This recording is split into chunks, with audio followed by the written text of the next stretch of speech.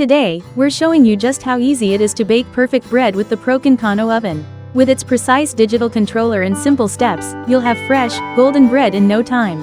Let's get started. First, turn on the digital controller.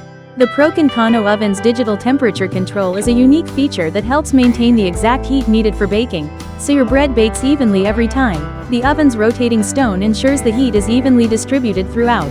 While the oven heats up, brush a layer of egg yolk over your bread dough. This will give it that beautiful, golden brown finish. Once the oven reaches 200 degrees Celsius, 395 degrees Fahrenheit, it's time to place the bread dough inside. Set the timer for 11 minutes, but if you prefer a lighter crust, 7 to 8 minutes will work just as well. Now, after just a few minutes, your bread is perfectly baked. Let's take a closer look. Look at this. Golden, crisp crust on the outside, and soft and fluffy inside. The Prokan Kano Oven makes it so easy to bake bread that looks and tastes amazing.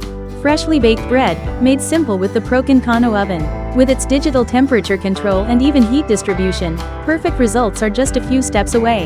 Give it a try and enjoy the taste of homemade bread. Prokan, built for generations of gathering.